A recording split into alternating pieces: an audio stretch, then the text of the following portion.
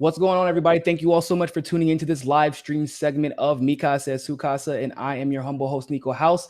Today, we have a very, very special guest. A lot of you may know him from his antics on Twitter. That's the only way I can describe him, Mike. That's the only way I can describe him. This is presidential candidate Mike Gravel. How are you doing, Mike? Thanks for joining the show. Well, first off, it's Gravel, and Gravel. The Twitters that are taking place are done by these young kids that are managing my campaign. They came up with the idea for me to run. I was skeptical, but they persuaded me that we would have a chance of getting our issues across. And of course, the most important issue for me is the creation of a legislature of the people. And so they. Wait, 1 second, Mike. You're echoing a little bit. What do I do? You're echoing a little bit for some reason. Yeah, well. Maybe it's me. Here we go. Let me fix it. No, I'm going to fix it. It's on my end. Oh, good. Okay, so you're echoing, not me. All right, sorry. It was in my control room. There you go. But go ahead. Sorry about that.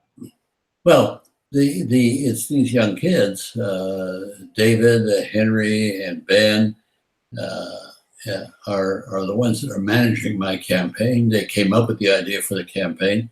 They persuaded me because they were supportive of the creation of a legislature of the people. That's what floats my boat.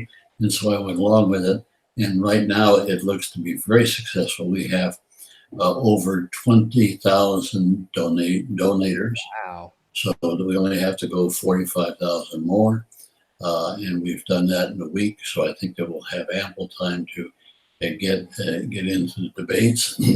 I support Tulsi Gabbard very strongly. And I'm asking people to vote for her presence on the debates. And I know she's asking her people to vote for me to be on the debate. I get onto the debate, that's where I'll endorse Tulsi. She's the only one that's close to the views that I hold, which are viewed as extreme, but they're not extreme. They're really rational analyses of what's wrong in our society and a preparation to do something about it. That's what Tulsi's campaign is all about. And that's what my message is all about. So hold up, double back. Did you? All right, so you're endorsing Tulsi. You've already made the decision. Oh yeah, no, I've watched her for the last couple of years, and she's an awesome candidate.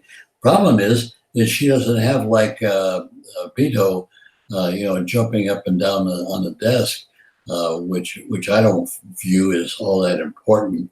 It's like having St. Vitus dance.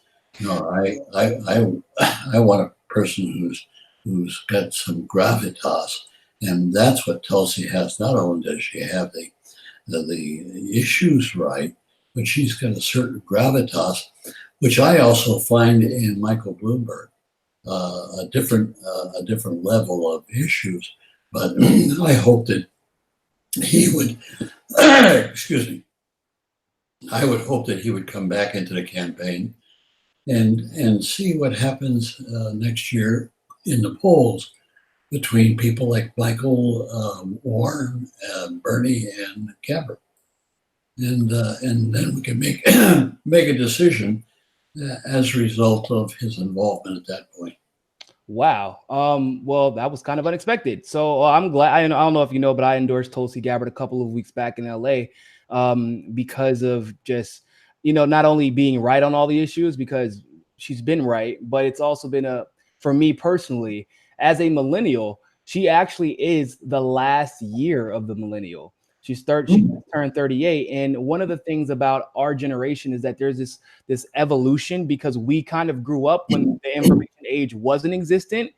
And then we were part of the transition into this information age that allowed us to evolve really in a rapid, almost like a 5 to 10 year span, even more so in the last 3 years. And Tulsi looks like she went through the same evolution that all of us went through.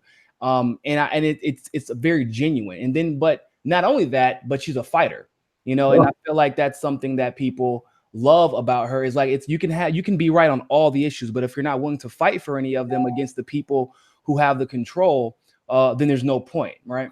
Well, Niko, it's just like, what's the most important virtue a person could have? It's the virtue of courage, because that's the virtue that implements all the other virtues. Yes, And absolutely. that's what Tulsi has. That's what Tulsi has. So, what can you give us a rundown of your career? Where did you start in how did you end up here? Well, I started when I was 15 years old. I was working on people's campaigns in Massachusetts when I was a kid, working on people's campaigns when I was in New York, and even when I was in the military, I would go to various organizations and support the candidates.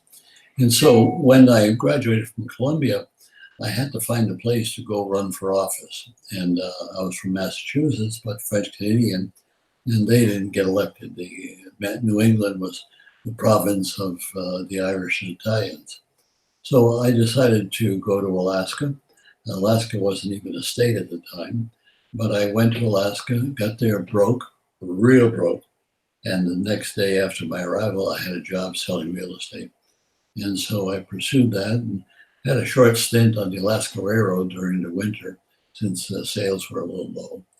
But so what had happened is that I was in Alaska for 12 years, and then I was in the United States Senate after 12 years in Alaska.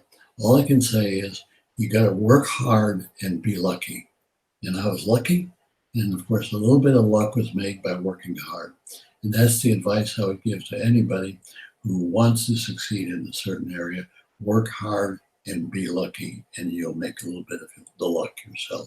So how long did you serve in the Senate? Two terms. I was, first off, before that, I was the Speaker of the House in the Alaska legislature and brought about substantial reforms. And then after I ran for the Congress and lost, excuse me, and ran for the Senate and won and served 2 terms. I was involved. I was very controversial while I was in office. I opposed very strongly the Vietnam War. And then, of course, I released the Pentagon Papers that were given to me by Daniel Ellsberg, which occasioned a legal battle, both for Ellsberg and for myself. And the issue went all the way to the Supreme Court. And the Supreme Court ruled unanimously that I had every right to release information, regardless of its classification, to the American people if I felt that this was in the best interest of democracy. However, after releasing the papers within the Senate, I took the papers to Beacon Press to publish them in their entirety so the American people could see them in their entirety. Well, that meant that I was publishing the Pentagon Papers outside the Senate. Wow. And that left me vulnerable to court action. And we went to the Supreme Court and lost on that issue, one or the other. But then Nixon could have indicted me, as he did indict Ellsberg in California, but he chose not to indict me or the Unitarian Church. He was on his way to winning a re-election, and the first efforts at Watergate were surfacing. So he stayed away from us. The irony is that so you literally put your life on the line to push this, and you were going to be you were the chance you were going to be indicted by the president. Oh yeah. Well, what happened was, he didn't do it. He could have. He didn't do it. But the 3 people in the Justice Department, including the Attorney General, who wanted to see us indicted and were investigating behind the grand juries, these 3 people went to jail. Ellsberg and I never served a day in jail. That's the story. Wow. So when you say you've been fighting for a while, you've been fighting the big fights for quite some time. You know what? The Senate, they don't let people like you in the Senate anymore. There's some truth to that. There's some truth to that, but and that's the sadness of it, that we don't see members of Congress using their office to release information, which many times is secret, to the American people.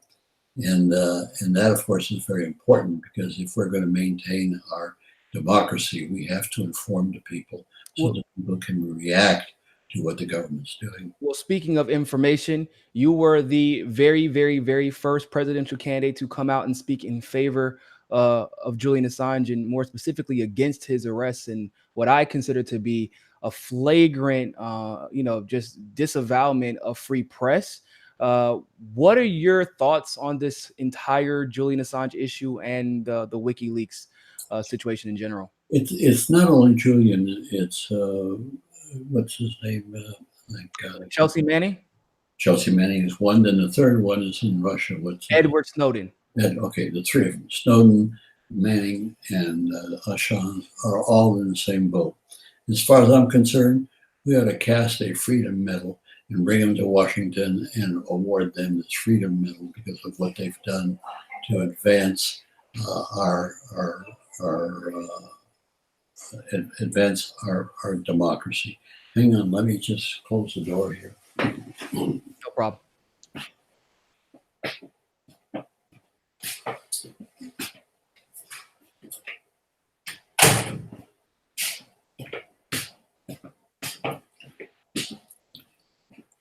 Excuse me, Niko, for that, but my wife just came back and she was down in the living room. That's no problem. She brought her friend with her. So, no, I think that the whole deal with Manning and Julian is just terrible. What we're seeing is the worst aspects of our government, trying to incarcerate a person who's underscored the need for freedom in our society.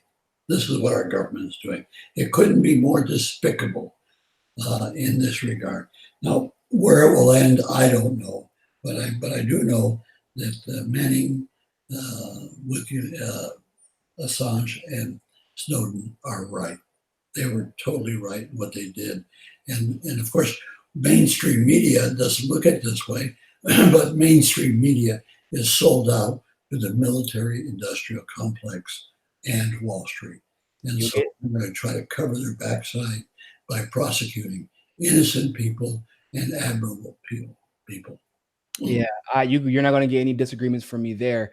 What do you think? Do you think that Assange, because you know about the trumped up indictment that they created out of thin air? A lot of people are saying, because there have been some people, including myself, who've been critical of Bernie. Mind you, I am a Bernie supporter still. I endorse Tulsi, but I do still support Bernie Sanders' presidency because I still think he would be a good candidate. I still think he would be a good president. But his silence has been deafening, and people have been complaining. And a lot of people are saying, "Oh, well, when he gets in the office, he'll just pardon Julian Assange." That's not the way it works. You get in office, you get more protective, not less protective. If you feel about something on the hustings in the campaign, assert it and back it up. So no, the Corbyn and the Labour Party in Britain has endorsed a position to not let Assange be sent to the United States. So if Corbyn can take that position, our candidates should be able to take that same position. You know what's interesting about that? There is this idea that Bernie would lose popularity somehow as the front runner, and who was probably the clearest front runner that I have ever seen in my lifetime, in my very short lifetime. So I was attentive during the Kerry, the John Kerry run, the Hillary Obama run, the Bernie and Hillary run.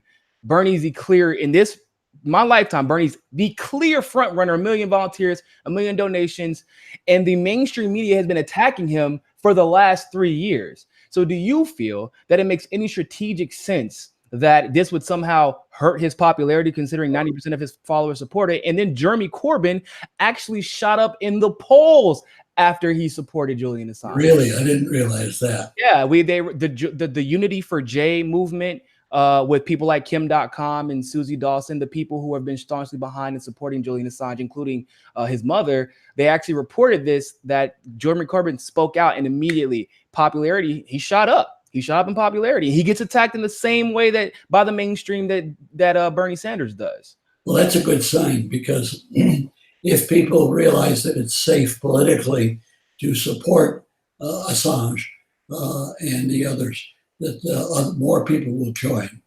Politicians, basically, as a group, are cowards, and so if they can see where the ground is safer, they'll tread that ground. Yeah, absolutely. And obviously, you're the first one. You woke up first thing in the morning. I think you were up before I was, demanding that Bernie and Tulsi speak out. I did the same thing, and I just want to say, thank you, because that's a brave thing to do. You could have taken a lot of heat for that, but I know that you're primarily in this race to push candidates left, and that's what I felt like we need to do. I think otherwise, people for some reason believe that we should play the field. And I don't think they've understood where politics has gone nowadays. It's basically, you have to choose a side. Are you going to be a progressive? Are you going to be on the side of the people? Or are you going to be on the side of the establishment? Because otherwise your career will die in the middle if you don't pick a side. How true, how true. And not picking a side reinforces my statement that by and large, politicians are cowards. They don't want to venture out unless it's safe ground.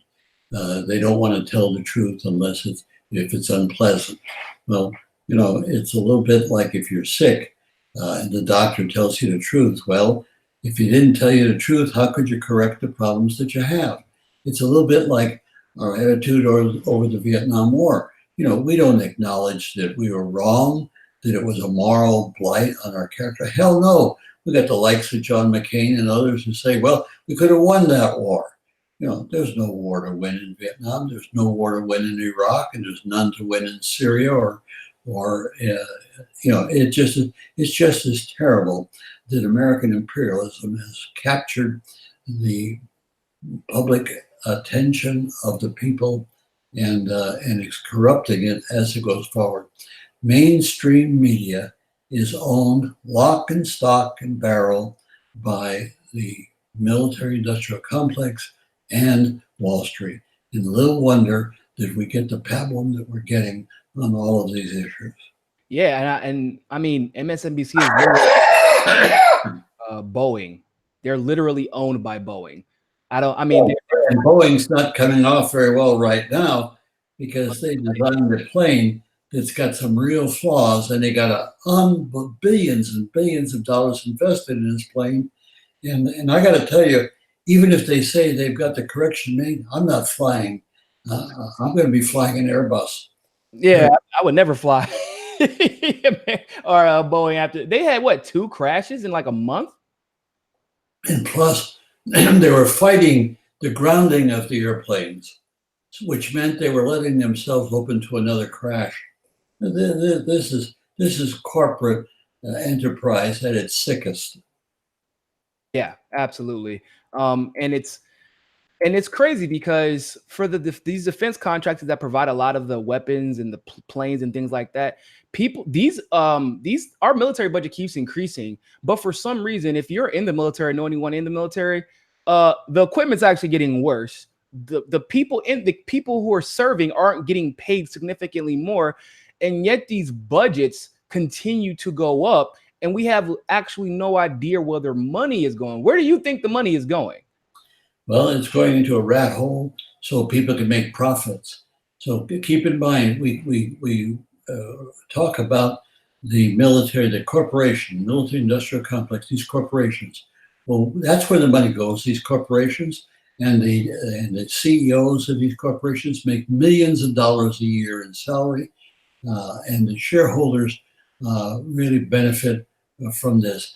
We've got to turn around our society so that these corporations, rather than building weapons of destruction, are building tools to refurbish and rebuild our entire economy into a 21st century economy. Examples of just look at Shanghai, look at Singapore, look at what's now been done in New York with the Hudson Yards. This is the direction all of these very smart corporations should be going in, rebuilding the world along with China with its one belt, one road. If we could join that, their task is to rebuild the world from the bottom up, economically, not militarily, economically. China only spends 10% of our budget, but whoever is going to attack us, here, we've got a nuclear program to refurbish our nuclear arsenal. We're spending $1.7 trillion, Niko. 1.73. Now, we're not even talking about the overruns. So somewhere between $2 and $3 trillion is what we're spending to refurbish our nuclear capability, when in point of fact, if anybody, just anybody, were to use their nuclear capability, it would trigger a nuclear winter and we would all die. So essentially, we're spending money on weapons that can't be used. And they know that. The mother of boondoggles. We're spending $2 or $3 trillion on weapons that cannot be used, because if anybody uses them, we commit suicide as a planet.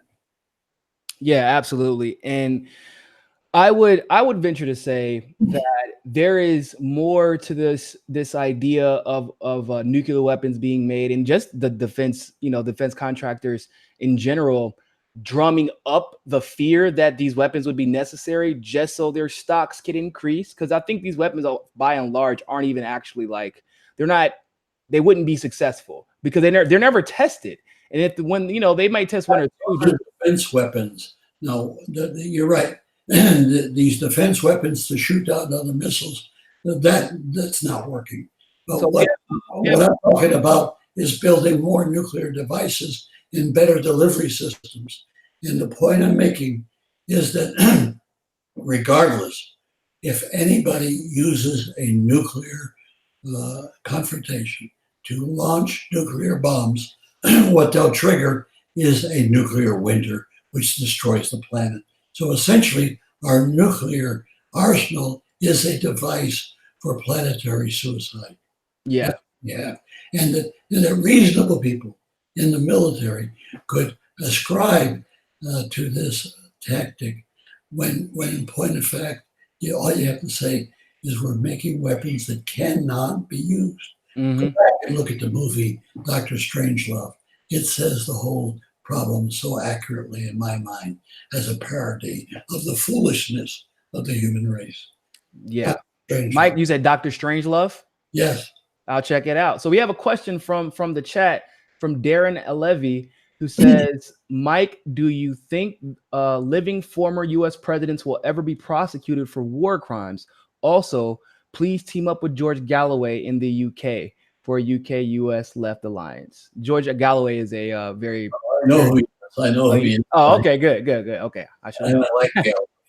The answer to her question is if we can get the people to enact legislation so that they can make laws, they could then make a law that permits us to be under the Treaty of Rome, which is the treaty that set up the World Court, the criminal court. And so we think that, I think Bush, Cheney for sure, and others should be tried in a world criminal court of what they did in unleashing the wars that have taken place. And also, we need an investigation, a real investigation of what happened on 9/11. What investigation was done was ridiculous and ineffective. They didn't even acknowledge that Building 7 came down in a controlled demolition at 5:30 on 9/11. They didn't even acknowledge that. That'll give you an idea of the inadequacy of that commission. Yeah, that was found by international investigation, right? Because there was somebody who was like independent and came in and discovered that it was in fact a controlled demolition. Like, this is verifiable. I didn't understand the question. I was saying this was discovered. The controlled demolition was discovered by outside sources, right? Like outside of the government. The architects and engineers have made this case overwhelmingly. Physicists have made this case overwhelmingly. But what we need is a serious commission, not only of Americans covering our backside politically. What we need is an international community to make an investigation on American soil about Absolutely. what happened. Well, yeah, I 100% agree. I mean, most of America doesn't even know that right now. Saudi Arabia, like there are people who are considered representative of Saudi Arabia in court right now, in federal court, still over 9/11 and their involvement in it. And we know in some way, form, or fashion that Saudi Arabia was involved. We know, I mean, that they accused Osama bin Laden, but Osama bin Laden is Saudi Arabian.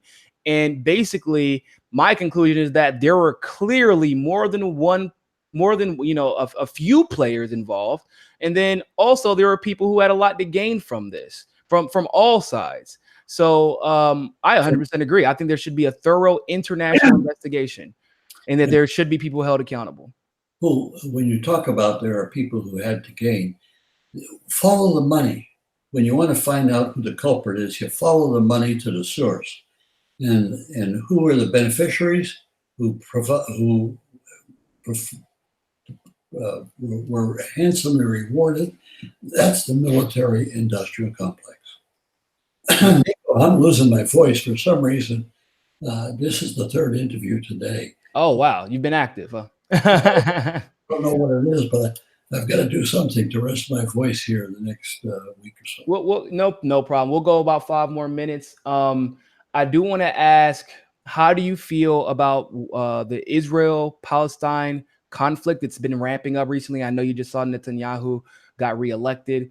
What are your feelings on that situation? And as if you could, I would love for you to discuss, if you recall, in the mid 1990s, there was a chance for peace in Israel and Palestine, and there was a leader there who almost got it done. And I'm sure you're familiar with it. And if you could discuss the context now compared to what almost was achieved in 1990 and give us some insight there. Well, there have been a lot of opportunities lost in the Middle East for peace. And they've been lost because of some of the Arab leadership, some of the Palestinian leadership, some of the Jewish leadership, some of the Israeli government. So these opportunities are lost. Now with the election of Netanyahu, you can kiss goodbye any thought of solving the problem with either two-state or one-state solutions. Netanyahu is the homegrown Donald Trump of Israel. And he's the only difference between he and Donald Trump, he's smarter than Donald Trump. And that says a lot. And so Netanyahu is horrible for the best interest of Israel.